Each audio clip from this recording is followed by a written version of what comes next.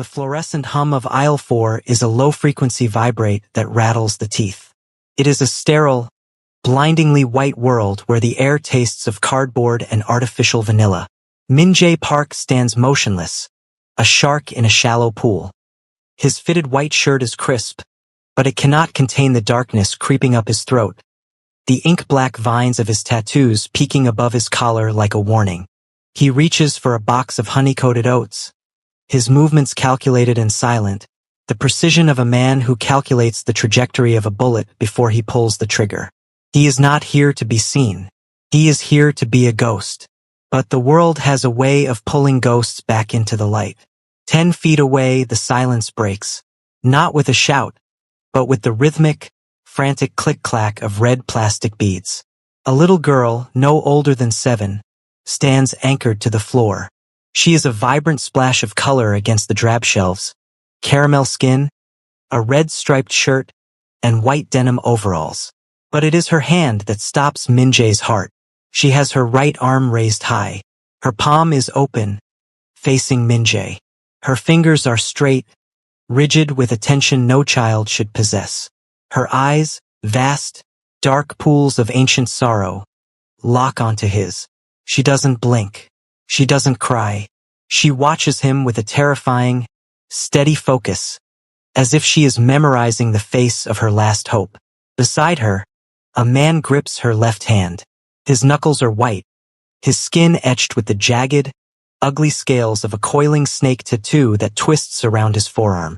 The man is vibrating with a jagged, nervous energy, his eyes darting toward the security cameras, then back to the exit. He tugs her arm, a sharp, cruel jerk that makes the red beads in her hair dance violently. Min-jae freezes. His internal compass, honed in the blood-soaked boardrooms of Seoul's underworld, screams a warning. This is not a tantrum. This is a kidnapping in progress. He watches as the girl's thumb slowly, deliberately tucks into her palm. One by one, her fingers fold over it, trapping the thumb in a fist. The universal signal for help. The man with the snake tattoo leans down, his breath likely smelling of the cheap cigarettes and desperation that Min-jae recognizes from a mile away. He whispers into the girl's ear, his grip tightening until her small shoulder hunches toward her chin. She winces, but her eyes never leave Min-jae's. She repeats the signal. Open palm, thumb in, fingers down. Min-jae's blood turns to liquid nitrogen. He knows this man. He knows the snake. It's the mark of the K Street Vipers, bottom feeders who scavenge in the shadows of Min-jae's own empire. He looks at his own hands, scarred, lethal, stained by a decade of necessary evils. He is the monster parents warn their children about. He is the shadow in the alley. He is the Korean Mafia's most efficient blade. The moment Min-jae realized what her hand signal meant, everything inside him shifted, because someone like him wasn't supposed to be a hero, but fate didn't care. Min-jae Park does not breathe. He inhales the atmosphere. Every instinct he possesses, the ones that have kept him alive in the concrete jungles of Incheon and the back alleys of this city, flares to life. He shifts his weight onto the balls of his feet, a subtle adjustment that transforms him from a shopper into a predator. To the casual observer, he is just a man looking at cereal. To the girl, he is a mountain appearing through the fog. His gaze narrows, deconstructing the scene with surgical precision. He notices the girl's posture, the way she leans away from the man, her body creating a microscopic vacuum of space between them. He notices the way her red beads don't just click. They tremble. Her fear isn't loud. It isn't messy. It is a cold, calculated terror that has been beaten into silence. It is the kind of fear Min-jae himself felt 20 years ago, standing in a rain-slicked shipyard while men in black suits decided his fate. Ignore it. A voice in the back of his head whispers. It's the voice of the Mafia boss, the strategist who knows that a clean record in a public place is worth more than a stranger's life. Walk away. You have a meeting at 6. You have a shipment coming into the docks. You are not a savior. But the girl's eyes are like gravity. They are dark, obsidian anchors that pin his soul to the linoleum floor. She isn't just asking for help. She is recognizing him. She sees the darkness in him and, in her desperation, has decided that his brand of darkness is better than the one holding her hand. Min-jae lets the box of oats slide back onto the shelf. The sound of cardboard hitting metal is like a gunshot in the quiet aisle. The man with the snake tattoo snaps his head toward Min-jae. His eyes are yellowed, the pupils blown wide with a cocktail of adrenaline and something synthetic. He sees Min-jae's tattoos, the expensive watch, the way his shoulders block out the light. The snake isn't just a criminal. He's a low-level thug, and he recognizes a king when he sees one. He hitches his trousers, his hand hovering near the waistband where the telltale bulge of a compact pistol ruins the line of his cheap jacket. "Keep walking, pal," the man grunts. His voice is a gravelly rasp, thin and lacking the weight of true authority. He tries to sound tough, but Min-jae smells the sweat, sour, metallic, and rank. Min-jae takes one step forward. Just one. His shoes make no sound on the polished floor. "She doesn't look like she's having fun," Min-jae says. His voice is a low, melodic baritone that vibrates in the girl's chest. It is the sound of a calm before a devastating storm. The man's grip on the girl's wrist turns white. He yanks her closer, using her small body as a human shield. "She's my kid. She's tired. Mind your own business before you find out how much mine hurts." Min-jae looks at the girl's hand again. Still raised. It hasn't wavered once. The bravery in that tiny, trembling limb is more than he has seen in his entire organization. She is staring at him, her lips pressed together so hard they've turned white, begging him with a silence that is louder than a scream. In that moment, the world narrows down to a single point. The girl's palm. The Mafia boss dies for a second, replaced by something Min-jae thought he'd buried under a decade of blood and iron. The girl pressed her thumb into her palm, an unmistakable cry for help, and Min-jae knew he had seconds to decide. Min-jae moves. It isn't a dash. It is a slow, inevitable encroaching of shadows. He closes the distance until he is exactly 4 feet away, the kill zone where a man's reach meets his intent.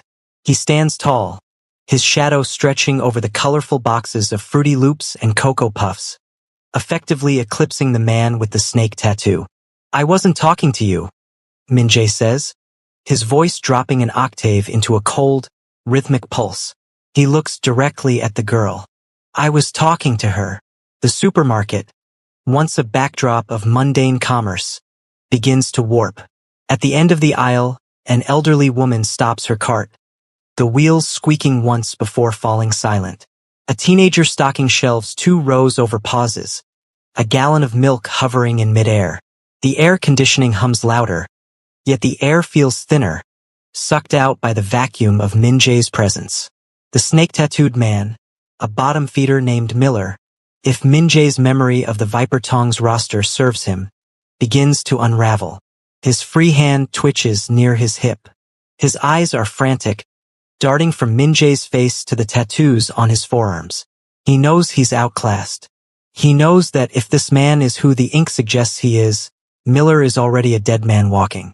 "I said she's mine. Get lost, you Yakuza wannabe." Miller's voice cracks, the pitch rising into a shrill, desperate bark. Min-jae doesn't blink.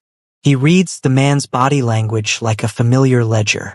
The frantic blinking, deception, the shifting weight, fear. The way his elbow flares out, he's going for the piece. Min-jae's mind operates in milliseconds, calculating the physics of the encounter. If the gun comes out, the girl is at the center of the trajectory. He has to keep the snake's attention on him and him alone. "Let go of her hand," Min-jae commands. It isn't a request. It is a decree from a throne. "Make me..." Miller sneers, though his bottom lip trembles. He pulls the girl so sharply her beads clack against the metal shelving. "You think you're some kind of hero? You're a suit with some fancy ink. You don't want this smoke, Park. I know who you are. I know who you work for." The mention of his name causes a ripple of recognition in Min Jae's chest, but his face remains a mask of granite. He takes one more step, entering Miller's personal space. The scent of the man is overwhelming now: stale beer, unwashed denim, and the acrid metallic tang of a coward's sweat. The little girl is frozen, her hands still tucked into a fist, her knuckles white. She is looking at Min Jae with an intensity that demands action. She isn't just a victim, she is the witness to his soul. "You're vibrating," Min Jae observes quietly, his eyes drifting to Miller's twitching hand. "That's adrenaline. It makes you sloppy. Sloppy men make mistakes. And in my world, mistakes are buried in the marsh." Miller's face contorts. The bravado is failing. He realizes that the shoppers are watching, that the quiet grocery run has turned into a hostage situation in the making. He leans in closer to Min Jae, his eyes narrowing into slits of pure, concentrated malice. He ignores the girl for a second, focusing all his venom on the man in the white shirt. He pulls Min Jae toward him by the collar with his free hand, his breath hot and foul against Min Jae's ear. The man leaned in and whispered something that made Min Jae's blood run cold. The whisper is a jagged blade. "She's not just a payday, Park. She's the daughter of the man who sold your last shipment to the Federals. We're just collecting the interest." The revelation hits Min Jae with the force of a physical blow, but his expression remains an unbreakable sheet of ice. The girl is a pawn in a game of blood and betrayal he thought he had under control. But looking down at her, the politics of the underworld vanish. She isn't a debt or an asset. She is a child whose beads are clicking because she is shivering in a climate-controlled room. In that fraction of a second, the girl sees the shift in the air. She senses the moment Miller's focus flickers from her to the man he's trying to intimidate. With a sudden, desperate burst of strength, she sinks her teeth into Miller's meaty thumb. "Ag!" Miller howls, his grip involuntarily springing open. She doesn't run toward the exit. She doesn't run toward the other shoppers who are now gasping and retreating. She dives toward the shadow of the man in the white shirt. Her small, warm hands seize the fabric of Min Jae's trousers, and she tucks herself behind his legs, using his massive frame as a human fortress. The sensation of her gripping his clothes, the raw, unadulterated trust of it, sends a jolt through Min Jae that feels like a live wire. Miller's hand flies to his waistband. The steel of a Glock 26 glints under the fluorescent lights. Min Jae doesn't draw a weapon. He doesn't even raise his fists. He simply stands. He expands his chest, his presence filling the aisle until it feels like there is no room left for Miller to breathe. He stares down the barrel of the gun with the bored indifference of a man who has looked at death so often they are on a first-name basis. "If you pull that trigger," Min Jae says, his voice a low, terrifying rumble that seems to vibrate the floorboards, "you had better kill me, because if I am still standing after the first shot, I will peel that snake off your arm while you're still breathing to see it." Miller's hand shakes. The gun wobbles. He looks at Min Jae's eyes, not the eyes of a hero, but the eyes of a monster who has decided to protect a lamb. Around them, the world has stopped. A mother in the next aisle covers her toddler's eyes. The hum of the freezer units feels like a countdown. Miller's gaze darts to the girl hiding behind Min Jae's legs. He sees her peering out, her big dark eyes no longer pleading, but defiant. She has chosen her side. She has chosen the dragon to protect her from the snake. "You're a dead man, Park," Miller spits, but the words are hollow. The weight of Min Jae's authority, the sheer, crushing gravity of his reputation, breaks the man's resolve. Miller knows the Vipers won't protect him if he starts a shootout with a Park-level boss in a public grocery store. That kind of heat brings down the whole city. Miller slowly lowers the gun, his eyes burning with a mix of cowardice and promised vengeance. He realizes the quiet snatch is now a loud disaster. Min Jae doesn't move. He waits, a statue of inked muscle and white cotton. He watches the micro-expressions on Miller's face, the calculation of a cornered rat. Miller steps back, then another, his boots scuffing the linoleum. Keep her, Miller hisses, backing away toward the rear emergency exit. See how long you last when the Tong finds out you're playing babysitter for a rat's litter. He turns and sprints, his heavy footsteps echoing through the store as he slams through the staff-only doors. Min-jae doesn't give chase. His priority is the weight against his leg. He looks down. The girl is still clutching his shirt, her chest heaving with silent, ragged breaths. The relief is palpable, a thick sweetness in the air, but beneath it, Min-jae feels a cold prickle at the base of his neck. But when the man bolted, Min-jae realized the real danger had only just begun. The emergency exit door is still vibrating from Miller's escape when the silence of aisle 4 is shattered from the opposite direction. Maya! Maya! The scream is raw, the sound of a lung-shredding panic that only a parent can produce. A woman bursts around the corner of the dairy section, her heels skidding on the polished floor. Her hair is disheveled, her coat half hanging off one shoulder, and her eyes are wide with the kind of frantic madness that follows a lost child. The girl, Maya, lets out a small, broken sob. It is the first sound she has made, a dam finally bursting. She lets go of Min-jae's shirt and sprints toward the woman. They collide in a heap of red stripes and frantic embrace, the mother falling to her knees on the cold linoleum.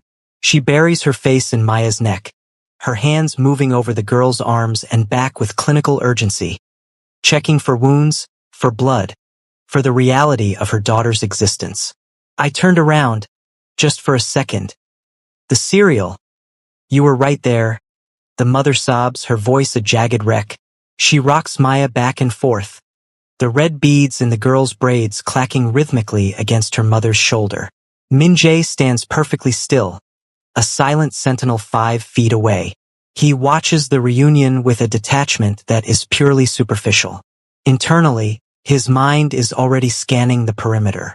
Miller is gone, but men like that don't go far. They go to a payphone. They go to their superiors. He takes a step back, then another. He is a man who thrives in the shadows, and right now the light is too bright. The adrenaline is fading, replaced by the cold realization that he has just interfered in a syndicate kidnapping. He needs to vanish before the police arrive, before statements are taken, before his face ends up on a grainy security feed analyzed by the DA's office.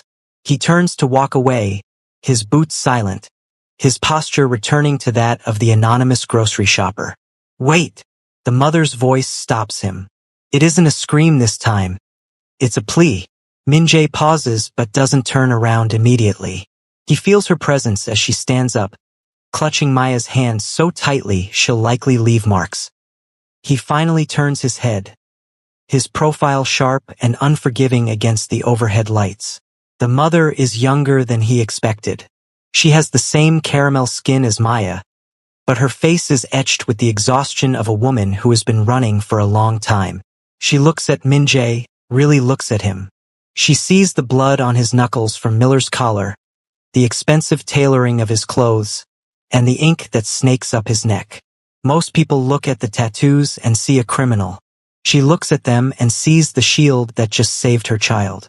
You, she breathes, stepping closer despite the visible aura of danger surrounding him.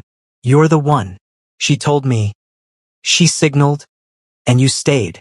Maya looks up at Min-jae, her eyes red-rimmed but shining with a strange, solemn reverence. She points at him, then touches her own palm. She's telling her mother about the signal. Thank you isn't enough, the mother says, her voice trembling. She reaches out as if to touch his arm, then hesitates, sensing the invisible wall he keeps around himself.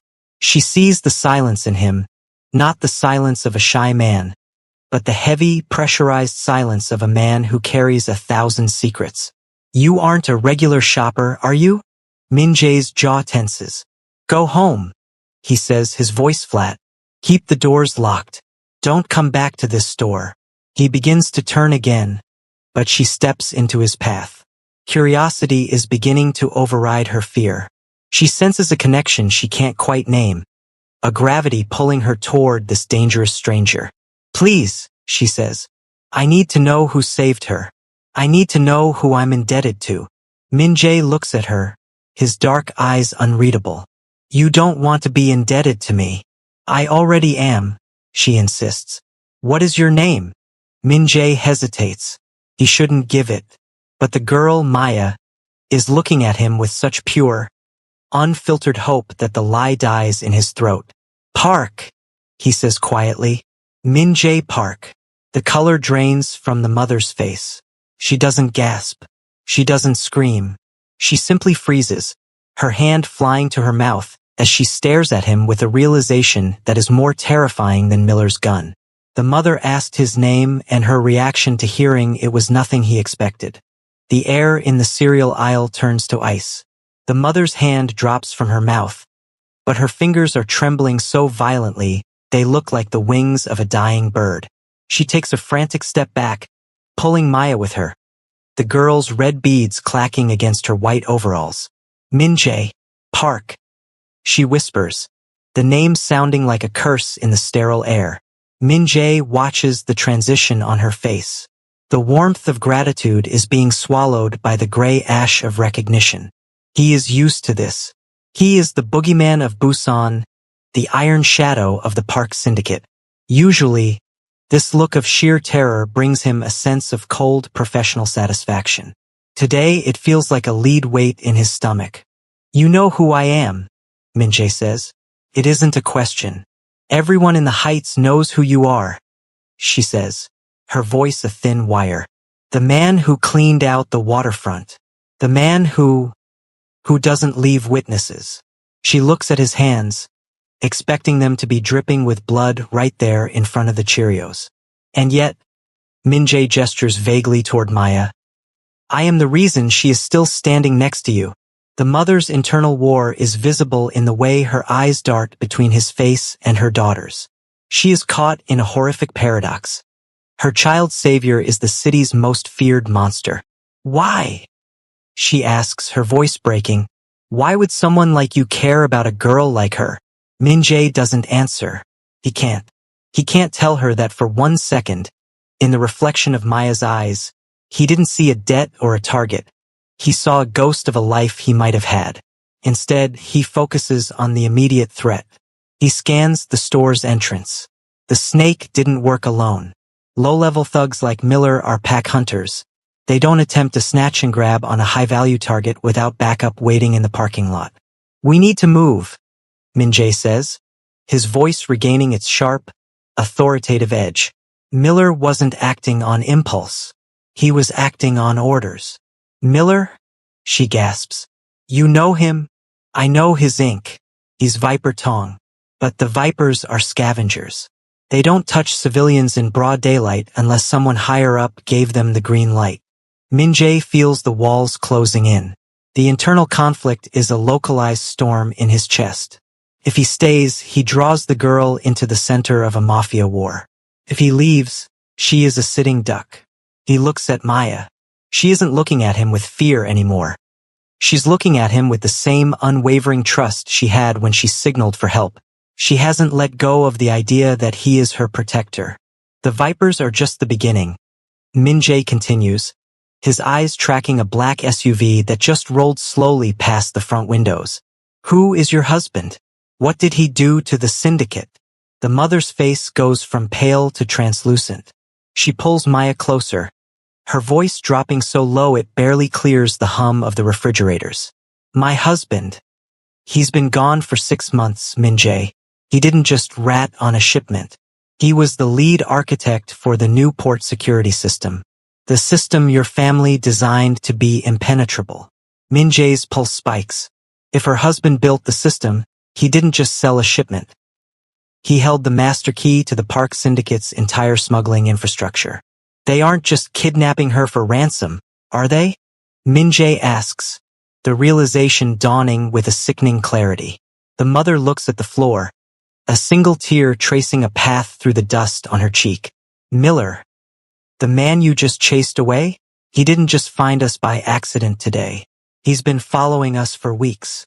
She leans in, her voice a ghost of a whisper. She revealed something about her daughter's attempted abductor that connected directly to Min-jae's past. Miller wasn't just a stranger, Min-jae. He was the man who drove the car the night your own brother was taken. The ripples of the grocery store encounter spread through the city's concrete veins like hemlock. In the backrooms of smoke-filled mahjong parlors and neon-drenched bars, the whispers begin. Min-jae Park, the Iron Shadow, has broken rank. He protected a rat's daughter. He crossed the Viper Tong. By dusk, the atmosphere in the city has curdled. Min-jae sits in the back of a charcoal gray sedan, parked 3 blocks away from the mother's cramped apartment building. He doesn't turn on the lights. He doesn't check his phone. He simply watches the street through the rearview mirror, his eyes scanning for the telltale shimmer of headlights or the sudden movement of a spotter on a street corner. His phone vibrates in his pocket, a relentless, buzzing insect. It's his uncle, the chairman. It's the syndicate's enforcers. They want to know why he stalled a retrieval operation. They want to know why the Vipers are demanding a formal apology in blood. Min-jae ignores them all. His mind is a chaotic battlefield. Miller. The name keeps echoing. The man who drove the car when Min-jae's younger brother, Sang-hoon, was abducted and disappeared into the ether of an unsolved case. For years, Min-jae had searched for that car, that driver, that ghost. To find him now, holding the hand of an innocent girl, feels like a cruel joke orchestrated by a vengeful god. He watches the third-floor window of the apartment. A warm, yellow light flickers on. He imagines the mother, Sarah, locking the 3 deadbolts he told her to buy. He imagines Maya, sitting at a kitchen table, her red beads clicking as she eats a bowl of the very cereal they had been fighting over. A strange, uncomfortable warmth spreads through his chest, a sensation that feels entirely alien. He is a man who has built his life on the absence of attachment. Attachment is a tether. A tether is a target. Yet, as he watches that window, he feels a pull stronger than any oath he's ever sworn to the Park family. He isn't just protecting a witness anymore. He is protecting a version of himself that hasn't been broken yet. The street is too quiet. The usual urban cacophony, the distant sirens, the barking dogs, has been replaced by a heavy, expectant silence. Min-jae notices them before they even turn the corner. 2 men in hooded sweatshirts standing by a bus stop, not looking at their phones, but at the entrance to Sarah's building. They are scouts, the eyes of the Viper Tong, or perhaps something worse. The Vipers wouldn't dare move on a Park boss unless they had backing from a rival syndicate. The game has changed. The rescue in the grocery store wasn't an isolated incident. It was the first pebble in an avalanche. He grips the steering wheel, his knuckles cracking in the dark. He could leave. He could call his uncle, hand over the address, and be restored to his position of power. He could let the machine of the underworld grind Sarah and Maya into dust. Instead, he reaches into the glove box and pulls out a heavy, matte black suppressor. He screws it onto his handgun with slow, rhythmic turns. Click, click, click. He isn't going anywhere. The clock on the dashboard shifts to 2:14 a.m. The streetlights flicker, casting long, skeletal shadows across the pavement. Then he sees it. A black SUV with tinted windows and no license plates rounds the corner. It doesn't cruise. It crawls. It moves with the predatory grace of a shark circling a reef.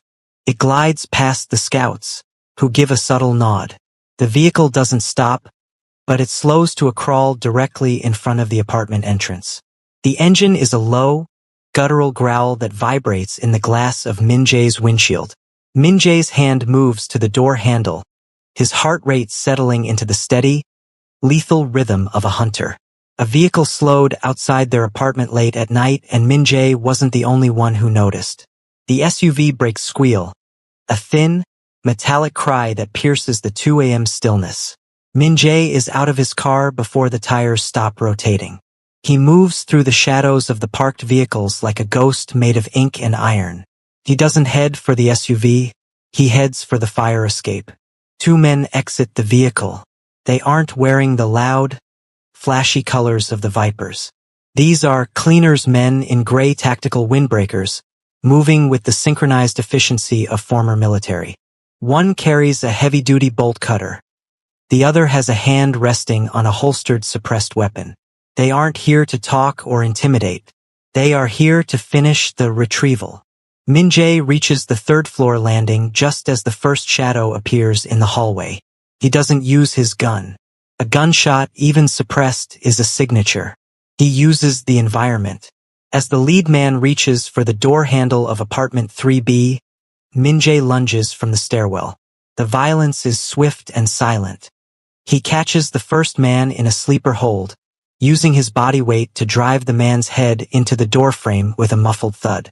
Before the second man can draw, Min-jae delivers a localized strike to his throat, followed by a knee to the solar plexus. The man collapses, gasping for air that won't come. Min-jae drags both unconscious bodies into the shadows of the service closet. His breath barely hitched. The door to 3B cracks open. Sarah stands there, holding a heavy kitchen knife, her eyes bloodshot and wild. Behind her, Maya is huddled in the hallway, her red beads clicking as she shivers. "Get back inside," Min-jae says, his voice a harsh whisper. He pushes his way in and locks the deadbolts himself.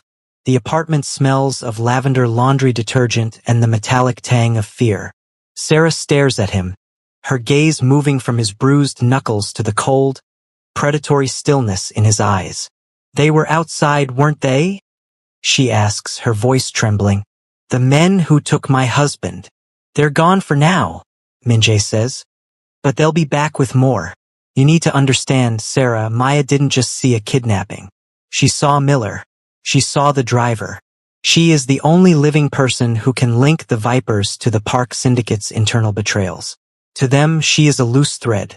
And they don't untie threads. They burn them."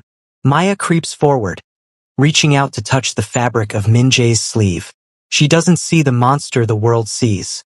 She sees the man who makes the bad things go away. Min-jae flinches at the touch, a phantom sensation of a brother's hand he hasn't felt in decades. "You have to leave," Sarah says suddenly, her fear twisting into a sharp, defensive anger. "You're making it worse. If you weren't here, maybe we could run. But with you here, it's a war. You're a target, Min-jae. Why are you doing this? You don't know us.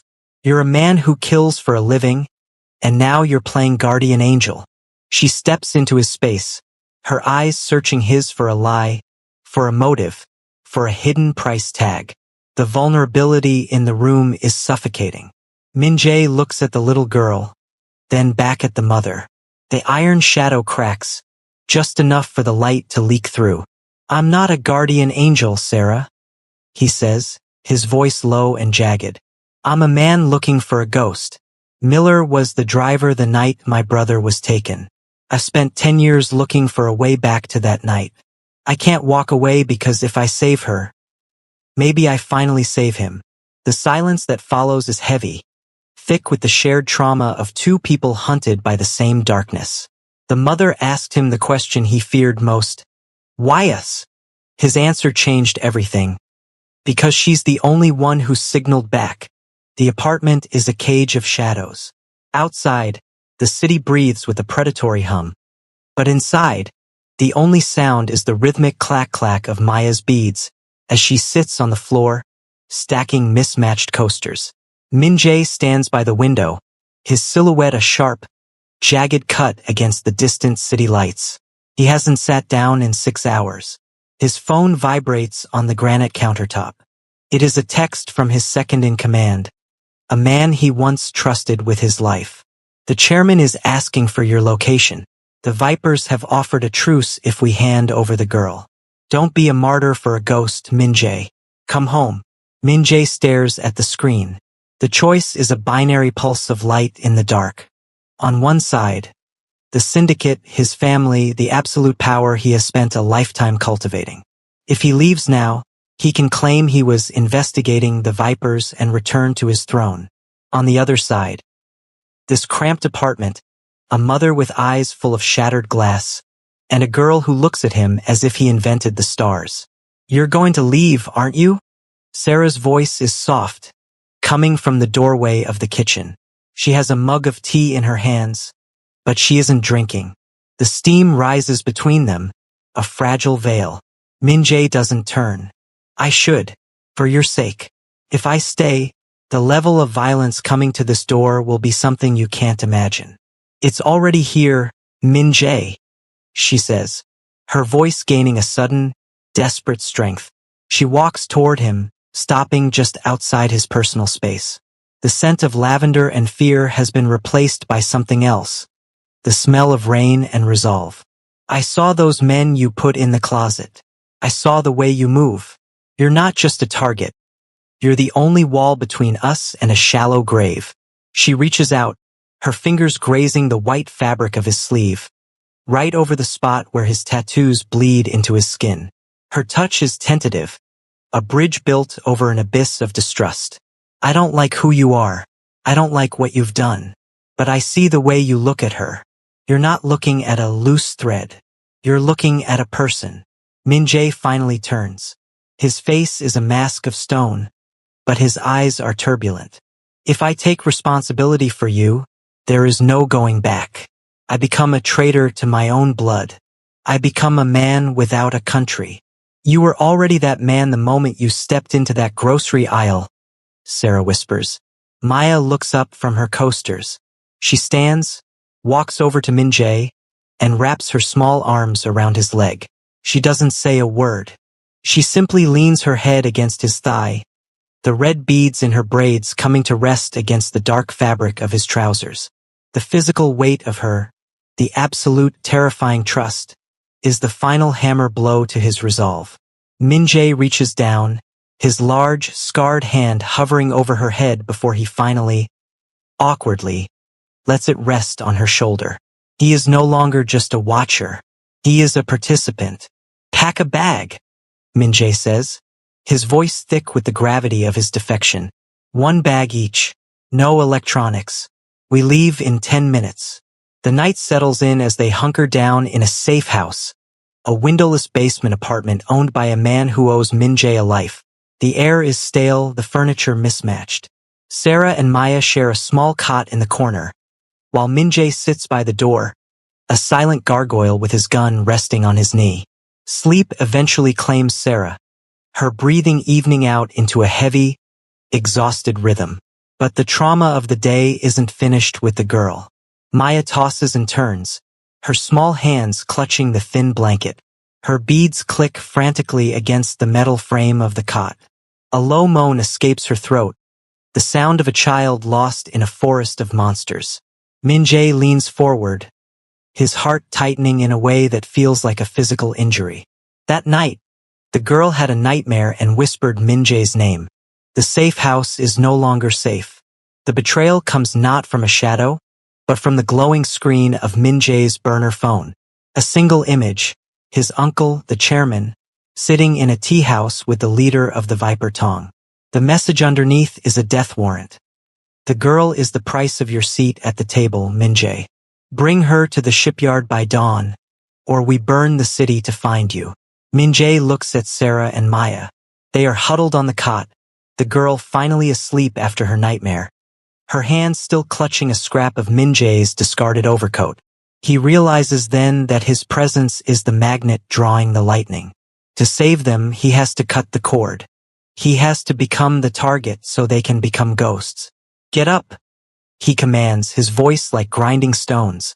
He thrusts a heavy envelope of cash and 2 forged passports into Sarah's hands. There's a car 2 blocks south. The keys are under the wheel well. Go to the border. Don't look back. Min-jae, no. Sarah starts, but the air is suddenly ripped apart. The front door doesn't just open. It disintegrates. A flashbang grenade detonates in the narrow hallway, a blinding white scream of light and sound. Min-jae is moving before the smoke can settle. He shoves Sarah and Maya toward the rear exit, his body a shield against the incoming rain of glass. But the Vipers aren't low-level thugs anymore. They have sent their elite, men in tactical gear, silenced submachine guns raised. They aren't here for a snatch and grab. This is an execution. Run! Min-jae roars. As they scramble for the back alley, a spray of bullets chews through the drywall. Sarah stumbles, a cry of pain escaping her as a stray round grazes her shoulder. She falls, and in an instant, 3 gunmen round the corner, their sights locked onto the mother and child.